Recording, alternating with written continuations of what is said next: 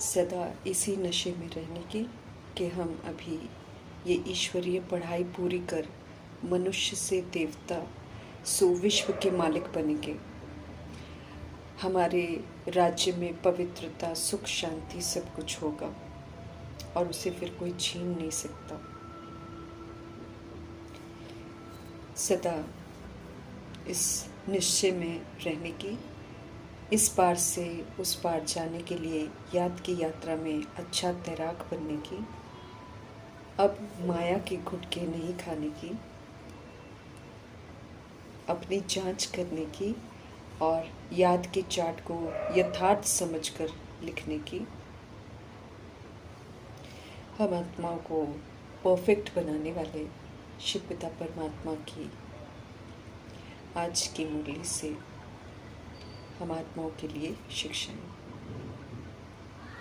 वरदाता परमपिता परमात्मा हम आत्माओं को पुरुषार्थ और प्रारब्ध की गुह्य गति स्पष्ट करते हैं। समझ देते हैं कि जितना पुरुषार्थ करेंगे उतनी ही प्रारब्ध बनेगी।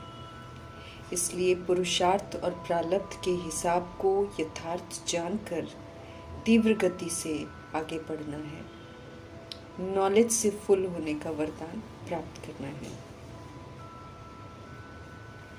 स्पष्ट करते हैं बाप दादा कि पुरुषार्थ के द्वारा बहुत काल की प्रारब्ध बनाने का यही समय है।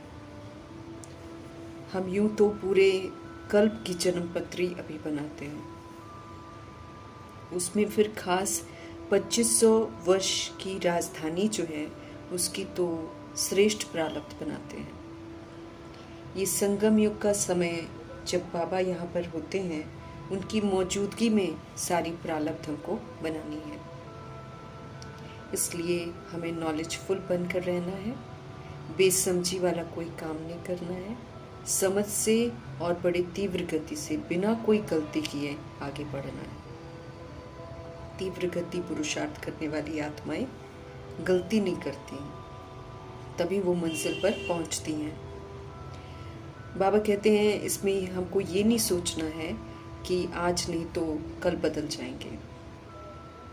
इसको बाबा अलबेलापन कहते हैं। अभी तक बाप दादा स्नेह के सागर बनकर सारे संबंधों के स्नेह में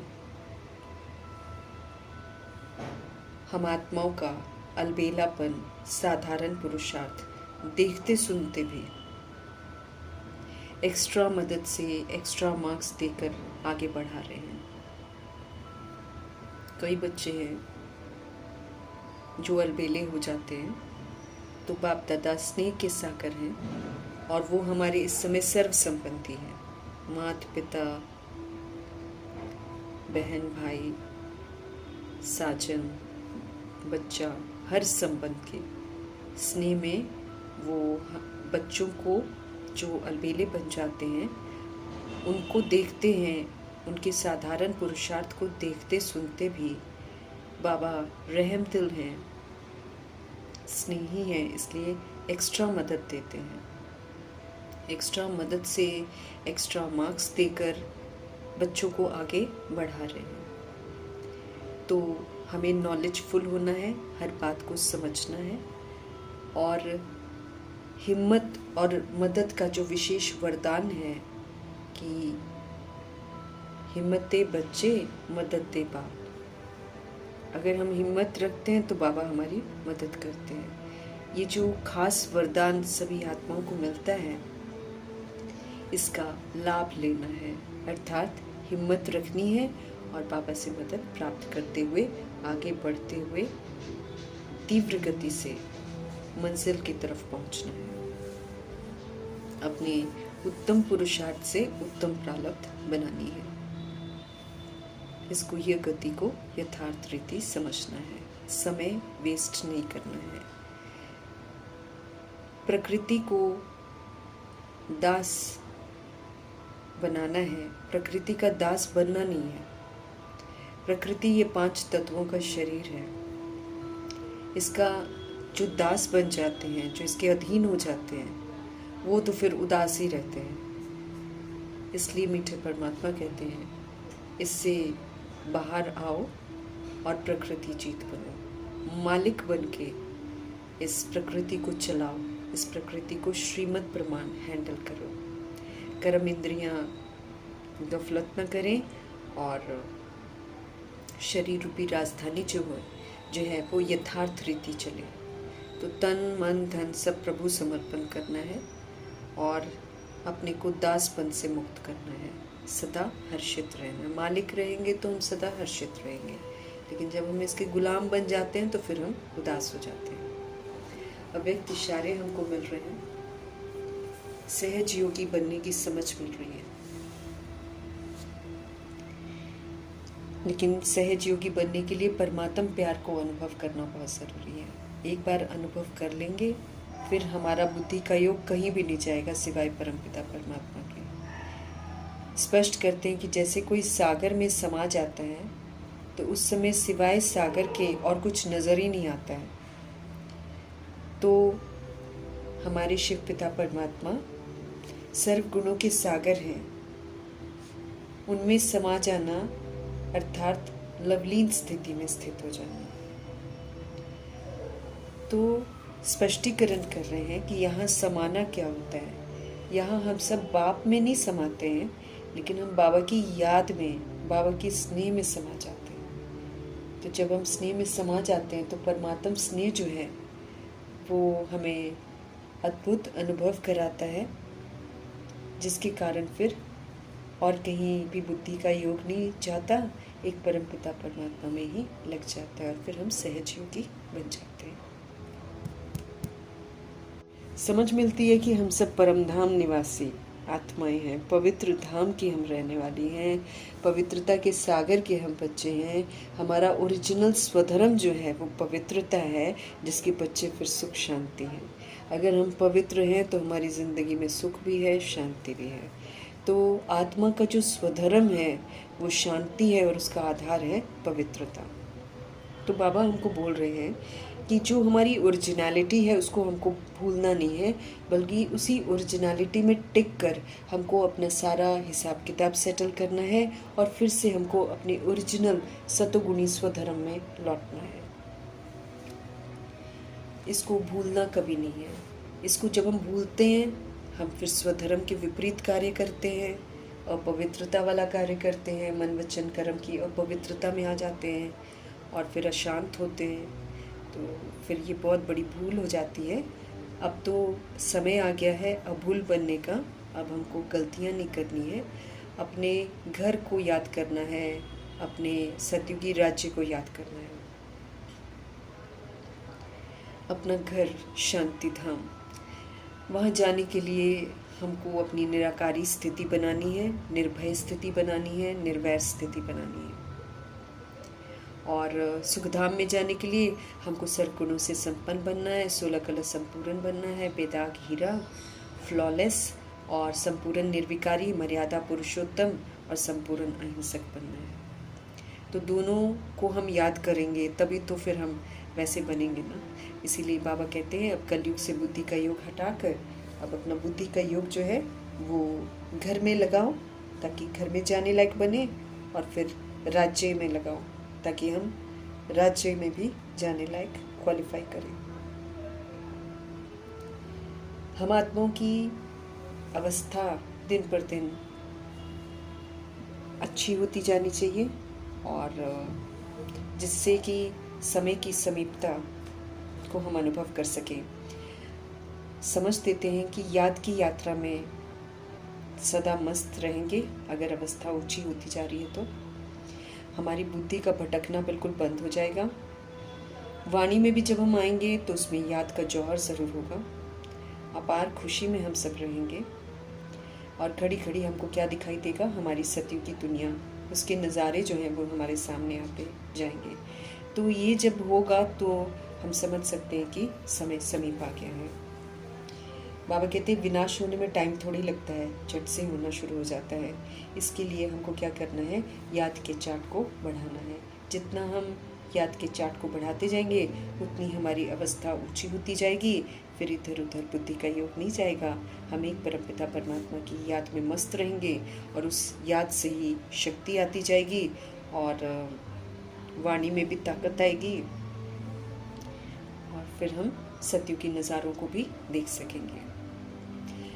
प्रभु जी को पाकर ही हम सभी आत्माएं जो हैं जहान पा लेते हैं। ज़मीन तो ज़मीन क्या, आसमान भी पा लेते हैं। इस ज़मीन पर देवी देवता राज्य करते हैं और आसमान में उनका आवागमन होता है, क्योंकि पुष्पक विमान से आना जाना होता है।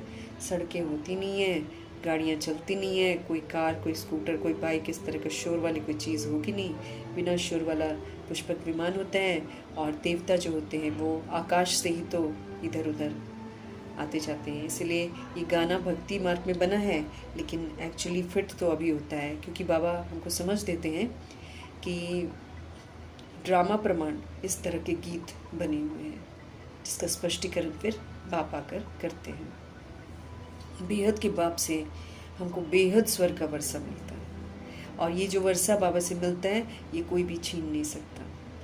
ये नशा हमको सदा चढ़ा रहे, लेकिन बाबा कहते ये नशा इतना ऊंचा नशा है, लेकिन फिर भी ये चला जाता है, क्योंकि जब रावण राज्य शुरू होता है, जब हमारे में देह भान आ जाता है, देह अभिमान आ जाता है, तो हम फिर इस नशे से दूर हो जाते हैं। और बाबा हमको समझ देते हैं कि ये भी ड्रामा बना हुआ है और सृष्टि रूपी ड्रामा का जो ज्ञान हमको मिलता है, जो चक्र कैसे फिरता है, उस चक्र को समझना है और की हुई गलतियां जो चक्र में है वो रिपीट नहीं करनी है, बल्कि अनादि आदि जो विशेषताएं हैं उनको धारण करके उसमें टिकना है। ब्राह्मण कुल की आत्माएं जो हैं वो प्रभु की बातें समझती हैं और बाबा फिर उनको ही समझाते हैं। 84 लाख जन्म नहीं होते हैं, ये भी स्पष्ट करते हैं बाबा। 83 जन्म होते हैं और उसमें 84वां जन्म जो होता है वो मर्जीवा ईश्वरीय जन्म होता है। अनोखा जन्म होता है, एकमात्र जन्म होता है जिसमें हम अपना संपूर्ण परिवर्तन करते हैं। इसलिए यादगार में कहा जाता है कि मनुष्य का जन्म एक ही जन्म है, क्योंकि ये अनमोल जन्म है, प्रभु के साथ का जन्म। बाकी ऐसा नहीं है कि आत्माएं, मनुष्य आत्माएं जो हैं वो और किसी योनि में जाती हैं, नहीं, वो किसी और योनि में नहीं जाती हैं, वो मनुष्य योनि में ही रहती हैं। लेकिन सबसे अनमोल जन्म जो है वो संगम युग का है, जब हम मर्जीवा बनकर प्रभु के बनते हैं। इसलिए इसकी बड़ी अहमियत है। बाकी 84 लाख जन्म नहीं होते हैं। नंबरवार सारी आत्माएं पुरुषार्थ करती हैं और नंबरवार फिर सृष्टि रूपी ड्रामा में प्रवेश करती हैं। आदि सनातन देवी देवता धर्म की आत्माएं जो हैं वो पूज्य आत्माएं हैं, वो सबसे पहले ड्रामा में उतरती हैं और फिर 2500 वर्ष की राजधानी में अच्छा पाठ बजाकर फिर धीरे धीरे विस्मृत होना शुरू करती हैं, क्योंकि जितना आधार आत्मा लेती हैं उतना उसकी शक्तियाँ घटती हैं और फिर वो पूज्य से पुजारी भी बन जाती हैं। तो आप पे ही पूज्य, आप पे ही पुजारी, जो लोग भगवान के लिए कहते हैं वो असल में देवी देवताओं के लिए है, कि वही पूज्य होते हैं और वही पुजारी। बाकी रही बात परमपिता परमात्मा की, तो वो तो सदा ही पूज्य हैं। मनुष्यों की अनेक मतांतर है, जिसकी वजह से सारी आत्माएं जो है उलझी हुई हैं और हम सब अभी श्रीमत पर चलते हैं। चलते चलते आत्माओं को सत्य से भी परिचित कराते जाना है। हम सब गॉडली स्टूडेंट्स हैं, ईश्वरीय पढ़ाई पढ़ रहे हैं, पढ़कर ऊंचे इम्तिहान देने हैं। ऊंचे इम्तिहान ये है कि 63 जन्म जो हमने विस्मृति में उल्टे संस्कार धारण किए हैं, अब सुलटे संस्कारों को यूज़ करना है, मतलब अनादि आदि संस्कारों को यूज़ करना है। ये एक बहुत बड़ी तपस्या है, एक बहुत बड़ा इम्तिहान है जो कि हमको प्रैक्टिकल में देना होता है। हर आत्मा के साथ जो कलयुगी व्यवहार कर रही है, हमको उसके साथ सतयुगी व्यवहार करना है। गालियाँ भी सुननी हैं और बदनामियाँ भी होनी हैं, हिलाने वाले भी आएंगे और धोखा देने वाले भी आएंगे, लेकिन देवता तो वही बनेंगे जो प्रभु के साथ रहते हैं, अचल अडोल स्थिर शांत रहते हैं, जो रिएक्ट नहीं करते हैं, रिजेक्ट नहीं करते हैं, किसी को प्रश्न नहीं करते कि इसने ऐसा क्यों किया, इसको ऐसा नहीं करना चाहिए। ये ऊंचे इम्तिहान है जो हमको पास करनी है। ऊंची पढ़ाई हमें ऊंचे इम्तिहान पास करवाती है, तब जाकर देवता बनते हैं। पहले हम भी नहीं जानते थे, अभी हम बाबा से हर बात समझते हैं और इम्तिहान पास करते करते फिर हम उच्च मर्तबा प्राप्त करेंगे। मनुष्य से देवता बनने की ये पढ़ाई है, विश्व का मालिक बनने की ये पढ़ाई है। तो फिर इसी प्रमाण ऊंचा मर्तबा है तो फिर ऊंचे पेपरों के लिए तैयार रहना है, पास करते जाना है। पवित्रता, सुख, शांति, संपत्ति सब कुछ वहाँ पर होता है बाबा के राज्य में, राम राज्य में। तो ऐसी सुख, शांति और संपत्तिवान दुनिया में अगर हमको जाना है तो फिर यहाँ पर हमको संपूर्ण पवित्र बनकर सबूत भी देना है। मनुष्य गीत बनाते हैं, अनायास ही बनाते हैं, लेकिन फिट वो संगम युग के लिए होते हैं, तो इसीलिए उनको मुरली में यूज़ करते हैं। और शांति में बैठकर हम सब अभी प्रभु जी से वर्षा ले रहे हैं, इस पर से कोई भी छीन नहीं सकता। आधा कल्प सुख का वर्षा रहता है। मीठे परमात्मा समझाते हैं कि आधा कल्प से भी जास्ती हम सब सुख भोगते हैं, क्योंकि हम कमाते हैं, यहाँ पर अभी सच्ची कमाई करनी है। जितना हम संपूर्ण पवित्र बनेंगे उतना हम सुखों का जो वर्षा है वो बाबा से लेंगे। और देवकुल की आत्माएं ही वाम मार्ग में जाती हैं, उल्टे मार्ग पर चल पड़ती हैं। लेकिन जब वो उल्टे मार्ग पर चलती हैं तब वो देवताई स्वरूप नहीं होता है, वो तो 20 शरीर बदलकर 21वां शरीर, 22वां शरीर होता है। तो वो धीरे धीरे तो चेंज होता है। कृष्ण का रूप वही रूप थोड़ी रहता है, हर जन्म में चेंज होता रहता है। तो जब देवता वाम मार्ग में जाते हैं तब उनके रूप रंग सब डिफरेंट होते हैं, लेकिन कैसे ड्रामा में दर्शाया जाए इसलिए देवताओं के चित्र गंदे बना देते हैं। बाकी देवता कभी गंदे काम नहीं करते हैं। पुनर्जन्म में आकर सोल विस्मृत होकर उल्टे मार्ग पर चलती है। सबको, हम सभी आत्माओं को ईश्वरीय पढ़ाई पढ़कर धारण करके अपने लिए ड्रेस, अपने लिए ताज, अपने लिए तख्त, अपने लिए तिलक कमाना है। हम सब सृष्टि रूपी ड्रामा में पार्ट बजाते हैं, लेकिन हम पुनर्जन्म में आते हैं, शरीर छोड़ते हैं, फिर लेते हैं, इसलिए हम अपना सत्य नहीं जानते हैं। परमपिता परमात्मा इस जन्म मरण के चक्र में नहीं आते हैं, इसलिए वो हमारे जन्मों की जो कहानी है वो जानते हैं और फिर हम आत्माओं को इसका सत्य बताते हैं। समझ देते हैं कि हम सभी सोल्स हैं, हम शरीर नहीं हैं। इस शरीर के भान से हमको बाहर निकलना है, क्योंकि शरीर के भान में आकर हम देह अभिमानी बनते हैं और फिर हम पाप आत्मा बनते हैं। अब हमको पुण्य आत्मा बनना है, तो आत्मा का पाठ जरूर पक्का करना है। आत्मा सु परमात्मा, परमात्मा सु आत्मा, ये भी झूठ कहते हैं, ऐसा नहीं होता है। आत्मा अलग है, परमात्मा अलग है। परमात्मा कभी भी हम आत्माओं की तरह जन्म मरण के चक्र में आकर पतित नहीं बनते हैं। ज्ञान हमको अभी मिल रहे हैं, हम सो देवता बनते हैं, फिर हम सो क्षत्रिय, फिर पुनर्जन्म में आते आते हम सो वैश्य बन जाते हैं, फिर हम सो शूद्र बन जाते हैं, फिर बाबा आकर हमको अडॉप्ट करते हैं, फिर से ब्राह्मण बनाते हैं, ब्राह्मण बनाकर फिर शिक्षित करते हैं, फिर हम फरिश्ता बनते हैं, फरिश्ता से फिर देवता बनते हैं। जो फरिश्ता अभी संगम युग में बनकर दिखाता है वही फिर देवता बनता है। तो 84 जन्मों का हिसाब जो है वो चाहिए, जिसको अच्छी रीति हमको समझना है। हर धर्म कैसा आता है, कैसे आते हैं इस सृष्टि रूपी ड्रामा में, वो भी बाबा हमको बताते हैं। और जितने भी धर्म स्थापक हैं, कोई भी ज्योति ज्योत नहीं समाता है, कोई भी निर्वाण धाम नहीं चाहता है। मीठे परमात्मा कहते हैं सब अभी भिन्न भिन्न शरीरों में पाठ बजा रहे हैं। जैसे नारायण जी दादा लेखराज बन गए, ऐसे ही क्राइस्ट भी अभी इस सृष्टि रूपी ड्रामा में है, गुरु नानक जी भी अभी यहीं पर हैं। हाँ, लेकिन वो जो रूप क्राइस्ट का है, वो जो रूप गुरु नानक जी का है, वो नहीं है। अब साधारण रूप हो गया, क्योंकि अब वो भी तमो हो गए हैं। तो इस विधि से सारी सृष्टि चलती है। ये पतित दुनिया बन गई है, अब पावन दुनिया आनी है, लेकिन वहाँ जाने के लिए पहले हमको बाबा की श्रीमत पर चलकर पावन बनना है। ये कर्म क्षेत्र है, यहीं पर नाटक चलता है। हम सब इस समय ब्राह्मण संप्रदाय है, तो ब्राह्मण संप्रदाय में ईश्वरीय मर्यादाओं में रहकर हमको सच्चा ब्राह्मण बनकर सबूत देना है। सच्चा ब्राह्मण बनते बनते हमें यहाँ पर जो भी सत्यता और दिव्यता की सभ्यता है उसको यूज़ करना है, और फिर जाकर हम देवकुल की आत्मा बन सकते हैं। हम सब ड्रामा में बहुत सारी भूलें करते हैं, लेकिन बाबा इस समय हमको अभूल बनाते हैं, तब उनकी कहे अनुसार हमको चलना है। सुखधाम का और अपने घर का रास्ता बाबा हमको बताते हैं, ऐसे ही हमको दूसरी आत्माओं को भी बताना है। बाबा सिर्फ हमको रास्ता नहीं बताते हैं, लेकिन हम आत्माओं की ज़िंदगी भी बनाते हैं। हमारी ज़िंदगी तो उजड़ जाती है, हम सब बिल्कुल मुर्दा बन जाते हैं। बाबा अभी आकर हमको शिक्षित करते हैं, सभ्य बनाते हैं और हमारी लाइफ बनाते हैं। और हम सब घर जाते हैं और फिर वापस जब सृष्टि रूपी ड्रामा में आते हैं तो सुख का पाठ जाते हैं। हम भूल गए हैं, लेकिन बाबा फिर से हमको हमारे स्वधर्म की याद दिला रहे हैं। अब कहते हैं शांत स्वधर्म में स्थित रहो, चाहे कुछ भी होता रहे, हमको शांति का पिलर बनना है, हमको पवित्रता का पिलर बनना है, हमको शक्तियों का पिलर बनना है, हमको सुख का पिलर बनना है, हमें समझ का पिलर बनना है। हिलाने के लिए बहुत लोग आएंगे, लेकिन हमको हिलना नहीं है।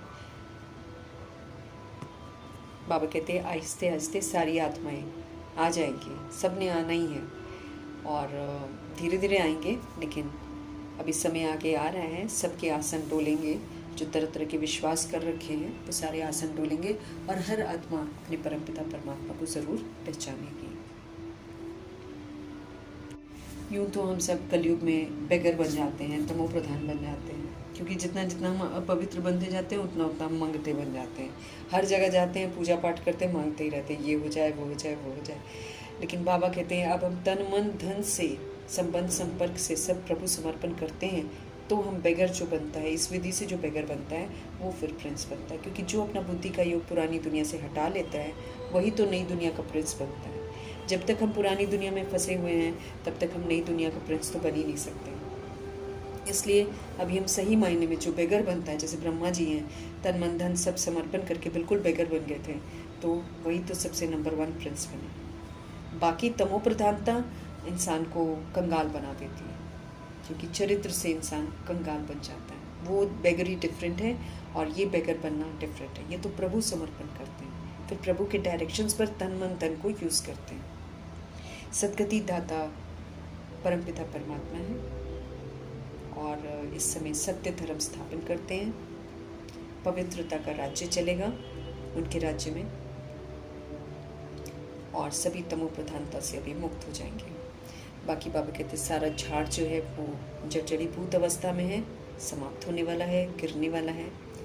और देवी देवता धर्म का जो फाउंडेशन है, जो ख़त्म हो गया था, उसको तपस्या करके ब्रह्मा जी, मातेश्वरी, दादियाँ उसको स्ट्रॉन्ग बनाती हैं।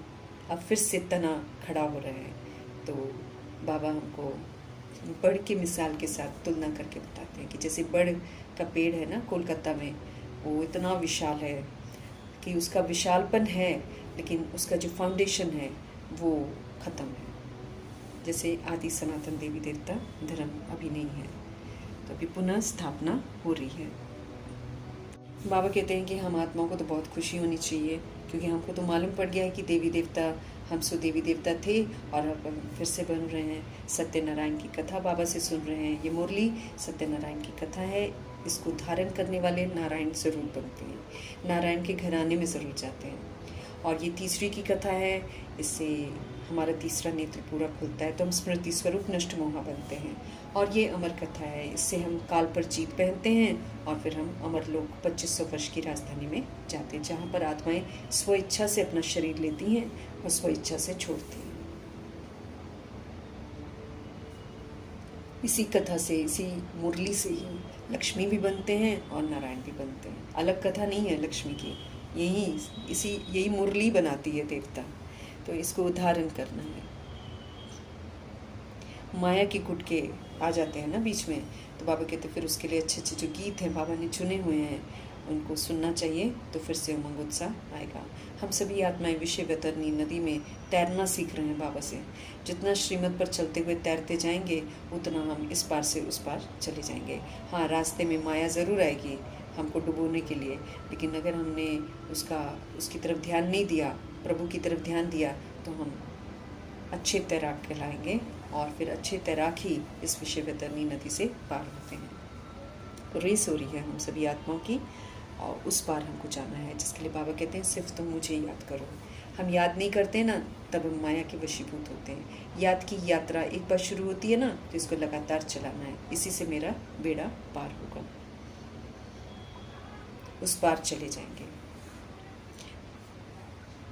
बाबा जब याद का चार्ट मांगते हैं तो बच्चे याद का चार्ट ज़रूर भेजते हैं, लेकिन बाबा कहते हैं ना कि राइट रीति समझते नहीं है कि याद की यात्रा होती क्या है।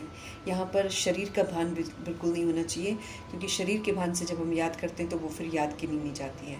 यूँ ही कह देते हैं 5 घंटा हम याद करते हैं, कोई कहता है हम सारा दिन ही याद करते हैं। प्रभु फिर से हमारा ध्यान खिंचवा रहे हैं कि एक्यूरेट याद चाहिए, अपने को आत्मा समझकर परमपिता परमात्मा को याद करना है और कोई हमको याद ना है, नहीं तो फिर न विक्रम विनाश होंगे, न हम पवित्र बनेंगे, न वर्षा मिलेगी। बुद्धि बाहर इधर उधर नहीं जानी चाहिए, दैहिक दुनिया में नहीं जानी चाहिए। बाबा कहते बहुत से बच्चे हैं जो आबू में आकर भी पूरा सुनते नहीं है, इधर उधर बुद्धि का योग लगा रहता है। तो उस विधि से तो हम इस ज्ञान में नहीं चल सकते हैं। बुद्धि को एकाग्र करना है परमपिता परमात्मा में, मन को एकाग्र करना है परमपिता परमात्मा में, तब यथार्थ एक्यूरेट याद होती है। भटके ना बुद्धि, नहीं तो बाहर इधर उधर भटकती रहती है। नयों को लाने को मना करते हैं बाबा, क्योंकि जिसका बुद्धि भटकता है वो फिर ऐसा वायुमंडल जो है ना उसको खराब कर देता है। फिर सारी आत्माओं का बुद्धि इधर उधर आसपास जो बैठी होती हैं उनका बुद्धि भी भटकना शुरू हो जाता है। इसीलिए बाबा कहते हैं पहले पक्का कराओ फिर आबू लेकर आओ। बहुत खुशी होनी चाहिए हमको, फिर से याद दिला रहे हैं। और अभी टाइम नज़दीक है। नंबरवार पुरुषार्थ अनुसार अवस्था जो है बाबा कहते बनती जाएगी। घड़ी घड़ी स्वर्ग के महल देखते रहेंगे। अगर हमारी अवस्था अच्छी है साक्षात्कार होता रहेगा। समय तो बाबा कहते देख ही रहे हो, सभी तैयारियां बहुत ज़ोर शोर से हो रही हैं। 1 सेकंड में सारी दुनिया के मनुष्य जो हैं वो खाक हो जाएंगे और खाक में मिल जाएंगे। बॉम्ब लगाया और सब खत्म, ऐसे होगा ना। सिर्फ भारत में है कि सिविल वॉर होगा, बाकी सब जगह तो बॉम्ब्स चलेंगे। कब चलेंगे? अचानक चलेंगे। अचानक बाबा कहते सारे के सारे मनुष्य क्या हो जाएंगे? खाक हो जाएंगे। मतलब देह जो है वो खाक हो जाएगी। अभी अपनी राजाई स्थापन हो रही है तो सारा ध्यान हमको इधर देना है, इस स्थापना में मददगार बनना है। जो मददगार बनते हैं वही उस घराने में जाते हैं। याद की यात्रा में हमको मस्त रहना है। और ये भी बात सबको समझानी है कि ज्ञान के सागर पतित पावन निराकार भगवान है, श्री कृष्ण नहीं है। दिन प्रतिदिन अब तन तो तमो प्रधान होते जा रहे हैं, लेकिन जितना हम श्रीमत पर चलकर संपूर्ण पवित्र बनेंगे उतना हम नेचुरल ब्यूटीफुल बनेंगे न्यू दुनिया में जाकर।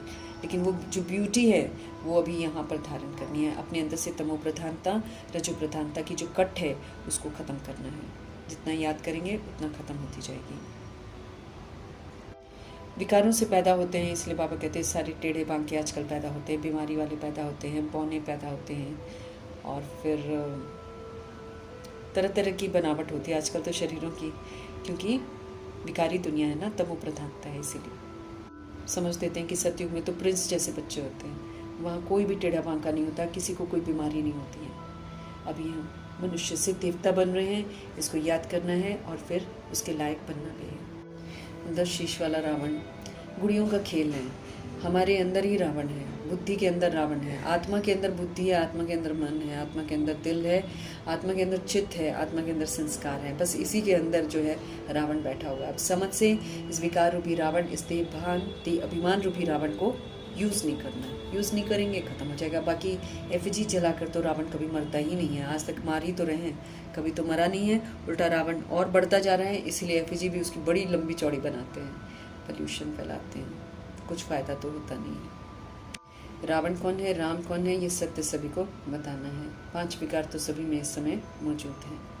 राम राज्य क्या होता है वो बाबा स्थापन करते हैं, मनुष्य तो स्थापन कर ही नहीं सकता है। 5 विकार रूपी रावण राम राज्य में नहीं होते हैं। वहाँ पवित्र गृहस्थ आश्रम होता है। अभी पतित बन गया है, अब इसको फिर से पवित्र बनाना है। राजधानी स्थापन हो रही है, हर बात समझाई जा रही है, इसलिए हमको डल हेड बुद्धि नहीं बनना है। हर बात को अच्छी रीति समझना है और समझ के प्रमाण चलना है। बहुत आते हैं फिर चले भी जाते हैं, फिर प्रजा में पाई पैसे का मर्तबा पाते हैं। प्रभु जी कहते हैं आप सूर्यवंशी घराने का वर्षा लो, ऊंच पुरुषार्थ करो, ऊंच पुरुषार्थ से ऊंच प्रारब्ध बनो। होलीएस्ट, हाईएस्ट, रिचेस्ट बनाने वाले